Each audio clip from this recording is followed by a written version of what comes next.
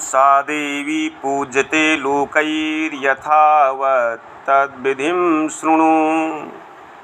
वे भगवती जिस प्रकार लोक में पूजी जाती हैं वह विधि सुनिए। शुक्ल पक्ष की प्रतिपदा तिथि में घी से देवी की पूजा करनी चाहिए, इससे वह सदा निरोग रहता है।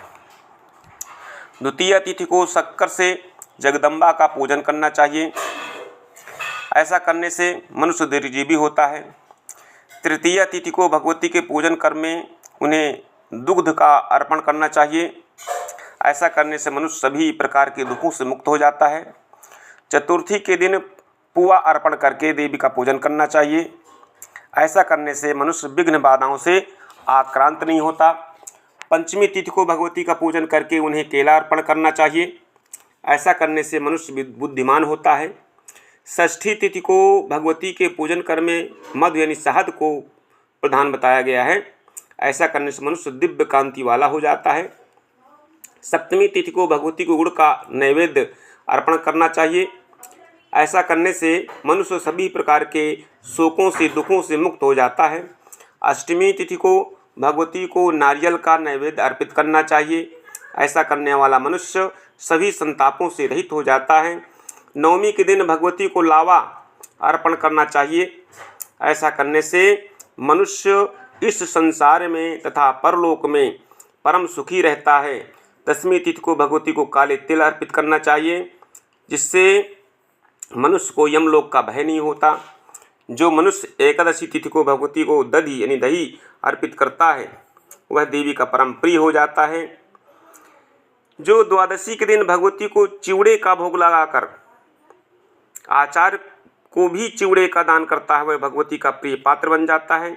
जो त्रयोदशी को भगवती को चना अर्पित करता है वह प्रजाओं तथा संतानों से सदा प्रसन्न संपन्न रहता है। जो मनुष्य चतुर्दशी के दिन भगवती को सत्तू अर्पण करता है वह ब्राह्मणों को भी सत्तू प्रदान करता है, वह भगवान शंकर का प्रिय हो जाता है। और जो पूर्णिमा तिथि को भगवती अर्पणा को खीर का भोग लगाता है वह अपने सभी पितरों का उद्धार कर देता है। और साथ ही जिस तिथि में नैवेद्य के लिए जो वस्तु बताई गई है उसी वस्तु से उन तिथियों में हवन करने से सभी विपत्तियों का नाश हो जाता है। अब दिन के अनुसार भगवती को क्या अर्पित करें, तो रविवार को खीर का नैवेद्य अर्पण करना चाहिए, सोमवार को दूध और मंगलवार को केले का भोग लगाना चाहिए। बुध को ताज़ा मक्खन, गुरुवार को रक्त शर्करा, शुक्रवार को श्वेत शर्करा और शनिवार को गाय का घी नैवेद्य के रूप में अर्पित करना चाहिए। अब महीनों के अनुसार सुने। चैत्र के शुक्ल पक्ष में तृतीया तिथि को महुए के वृक्ष में भगवती की भावना करके उनका पूजन करें और नैवेद्य में 5 प्रकार के भोज पदार्थ अर्पित करें। इसी प्रकार 12 महीनों के शुक्ल पक्ष की तृतीय तिथि को पूजन विधान के साथ क्रमशः नैवेद्य अर्पित करना चाहिए।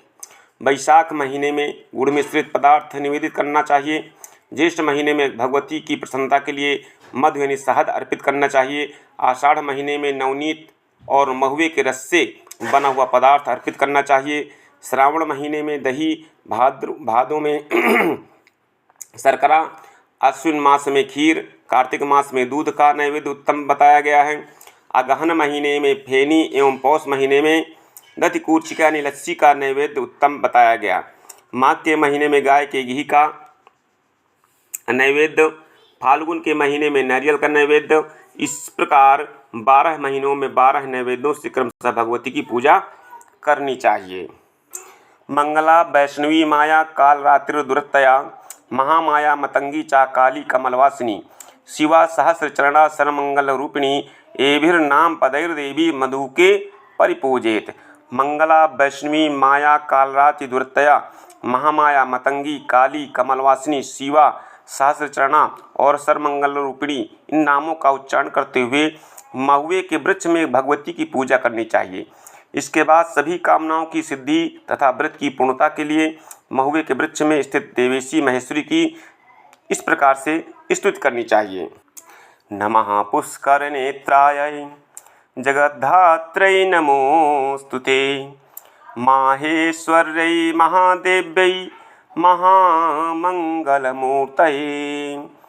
परमा पापहन्त्री च परमार्गप्रदायिनी परमेश्वरी प्रजोत्पत्तिः परब्रह्मस्वरूपिणी मददात्री मदोन्मत्ता मानगम्या महोन्नता मनस्विनी मुनिध्येया मार्तण्डसहचारिणी जय लोकेश्वरी प्राज्ञे प्रलयाम्बुधसन्निभे महामोहविनाशार्थं पूजिता शिशुरासुरैः यमलोकाभावकर्त्री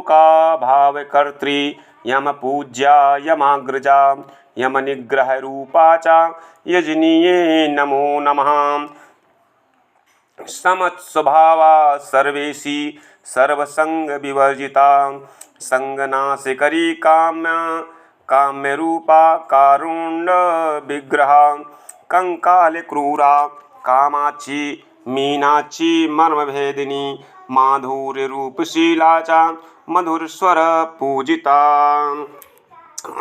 ओम महामंत्रवती मंत्रगम्या मंत्रप्रियंकरी ओम मनुष्यमानस्य गमा मन्मथारी प्रियंकरी अश्वत्थवटनिम्बाम्र कपित्थबदरी गते पनसार्ककरीरादि क्षीरवृक्षस्वरूपिणी दुग्धवल्ली निवासार्हे दयनीये दयाधिके दाक्षिण्ये करुणारूपे जय सर्वज्ञवल्लभे। इस प्रकार पूजन के बाद इस स्तोत्र से उन देवेश्वरी की स्तुति करनी चाहिए। ऐसा करने वाला मनुष्य व्रत का संपूर्ण पुण्य प्राप्त कर लेता है। जो मनुष्य भगवती को प्रसन्न करने वाले इस स्तोत्र का नित्य पाठ करता है उसे किसी प्रकार के शारीरिक या मानसिक रोग का भय नहीं होता और उसे शत्रुओं का भी कोई भय नहीं रहता। इस स्तोत्र के प्रभाव से अर्थ चाहने वाला अर्थ प्राप्त कर लेता है, धर्म के अभिलाषी को धर्म की प्राप्ति हो जाती है, कामी को काम सुलभ हो जाते हैं और मोक्ष की इच्छा रखने वाले को मोक्ष प्राप्त हो जाता है। इस स्तोत्र के पाठ से ब्राह्मण वेद संपन्न, क्षत्रिय विजयी, वैश्य धन धान से परिपूर्ण और शूद्र परम सुखी हो जाता है। जो मनुष्य श्राद्ध के समय मन को एकाग्र करके इस स्तोत्र का पाठ करता है उसके पितरों की एक कल्प तक स्थायी रहने वाली अक्षय तृप्ति हो जाती है। जय माता की।